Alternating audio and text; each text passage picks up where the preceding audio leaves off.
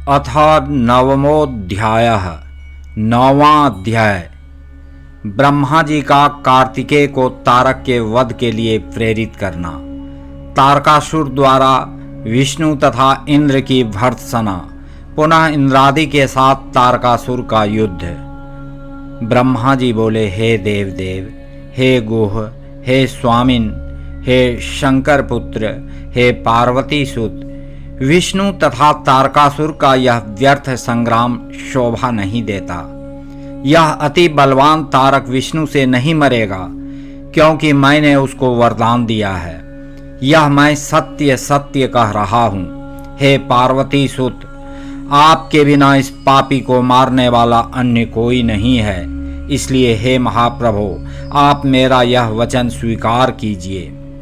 हे परंतप, अब आप शीघ्र ही इस दैत्य के वध के लिए तत्पर हो जाइए। हे शिवापुत्र, इसको मारने के लिए ही आप शंकर जी से उत्पन्न हुए हैं।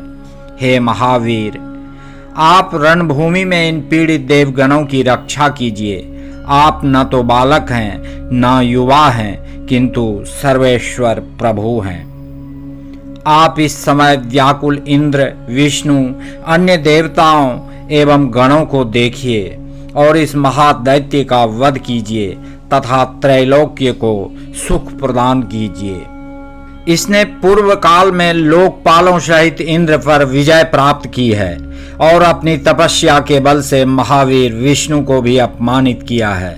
इस दुरात्मा दैत्य ने संपूर्ण त्रैलोक्य को जीत लिया और इस समय आपके सानिध्य के कारण उन देवताओं से पुनः युद्ध किया। इस कारण आप इस दुरात्मा पापी तारकासुर का वध कीजिए। हे शंकरात्मज, यह मेरे वरदान के कारण आपके सिवा किसी अन्य से नहीं मारा जा सकता। ब्रह्मा जी ने कहा, मेरी यह बात सुनकर शंकर पुत्र कार्तिकेय प्रसन्न चित्त होकर हंसने लगे और ऐसा ही होगा यह वचन बोले। तब वे महाप्रभु शंकर पुत्र असुर के वध का निश्चय कर विमान से उतरकर पैदल हो गए। उस युद्ध भूमि में अपने हाथ में महोल्का के समान महाप्रभा युक्त देदीप्यमान शक्ति नामक अस्त्र को धारण किए हुए वे शिवपुत्र कार्तिकेय पैदल दौड़ते हुए अत्यंत शोभायमान हो रहे थे। अत्यंत प्रचंड, महाधैर्यशाली और अप्रमेय कार्तिकेय को अपने सम्मुख आता देखकर उस तारकासुर ने देवगणों से कहा, क्या शत्रुओं का वध करने वाले कुमार ये ही हैं? मैं अकेले ही इस कुमार एवं अन्य वीरों के साथ युद्ध करूंगा और लोकपालों सहित समस्त गणों एवं विष्णुवादी देवताओं का वध करूंगा। ऐसा कहकर वह महाबली तारक कुमार को उद्देश्य करके युद्ध करने के लिए चला। उसने हाथ में अत्यंत अद्भुत शक्ति ले ली और वह श्रेष्ठ देवताओं से कहने लगा। तारक बोला, हे देवगणों, तुम लोगों ने इस बालक कुमार को मेरे आगे कैसे कर दिया? तुम सब बड़े निर्लज्ज हो। इंद्र और विष्णु तो विशेष रूप से लज्जाहीन हैं। पूर्व समय में भी इन दोनों ने वेद विरुद्ध कर्म किए हैं। मैं विशेष रूप से उनका वर्णन कर रहा हूँ, तुम लोग सुनो। इन दोनों में विशेष रूप से विष्णु तो छली, दोषी तथा अविवेकी है, जिसने पूर्व काल में पाप पूर्वक छल करके बलि को बांधा था। उसी ने यत्न पूर्वक वेद मार्ग का त्याग कर धूर्तता से मधु तथा कैटभ नामक राक्षसों का सिर काट लिया था। उसके बाद देवता एवं दैत्यों के अमृत पान के समय उसी ने मोहिनी रूप धारण कर पंक्ति भेद किया और वेद मार्ग को दूषित किया।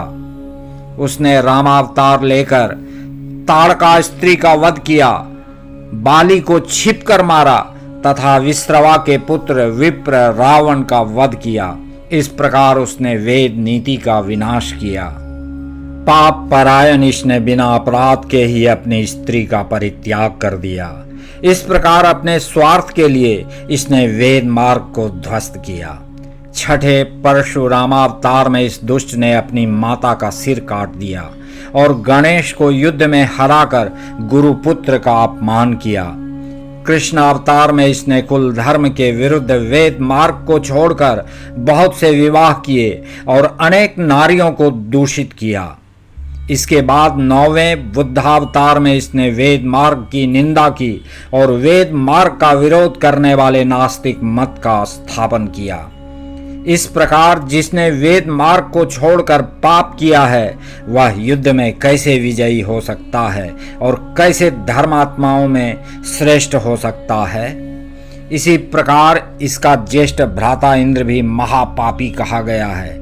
उसने भी अपने स्वार्थ के लिए नाना प्रकार के पाप किए हैं। उसने अपने स्वार्थ के लिए दीति के गर्भ में प्रवेश कर गर्भस्थ बालक के टुकड़े टुकड़े कर दिए, गौतम की स्त्री से व्यभिचार किया और ब्राह्मण कुमार वृत्र का वध किया। विश्वरूप ब्राह्मण का, जो असुरों का भागनेय तथा इंद्र का गुरु भी था, उसका सिर काटकर इसने वेद मार्ग को विनष्ट किया। इस प्रकार विष्णु एवं इंद्र वे दोनों बार बार अनेक पाप करके तेज से रहित तथा विनष्ट पराक्रम वाले हो गए हैं। हे देवगण, इन दोनों के बल से तुम लोग संग्राम में विजय नहीं प्राप्त कर सकोगे। फिर मूर्खता करके तुम लोग अपना प्राण त्याग करने के लिए यहाँ क्यों आए हो? ये दोनों बड़े लंपट एवं स्वार्थी हैं। इन्हें धर्म का ज्ञान नहीं है। हे देवताओं, धर्म के बिना किया गया सारा कृत्य व्यर्थ होता है। ये दोनों बड़े धृष्ट हैं। इन दोनों ने इस बालक को मेरे सामने खड़ा कर दिया है। यदि मैं बालक का वध करूंगा तो यह पाप भी इन्हीं दोनों को लगेगा, किंतु यह बालक अपने प्राण की रक्षा के लिए यहाँ से दूर चला जाए। विष्णु तथा इंद्र के विषय में इस प्रकार कहकर उसने वीरभद्र से कहा, तुमने भी पहले दक्ष प्रजापति के यज्ञ में अनेक ब्राह्मणों का वध किया था। हे अनघ, मैं आज तुम्हें उस कर्म का फल चखाऊंगा। ब्रह्मा जी बोले, इस प्रकार युद्ध करने वालों में श्रेष्ठ तारकासुर ने विष्णु तथा इंद्र के निंदा कर्म से अपना समस्त पुण्य नष्ट करके अत्यंत अद्भुत शक्ति ग्रहण की। तब बड़े वेग से बालक के समीप आते हुए उस तारकासुर को देखकर इंद्र ने कुमार के आगे होकर अपने वज्र से उस पर प्रहार किया। उस वज्र के प्रहार से देवताओं की निंदा से नष्ट बल वाला तारकासुर जर्जर हो गया और क्षण मात्र में पृथ्वी पर सहसा गिर पड़ा। तब गिरने पर भी उठकर उसने बड़े वेग से इंद्र पर अपनी शक्ति से प्रहार किया और हाथी पर चढ़े इंद्र को पृथ्वी पर गिरा दिया। इस प्रकार इंद्र के गिरने पर महान हाहाकार होने लगा। यह देखकर देवताओं की सेना में शोक छा गया।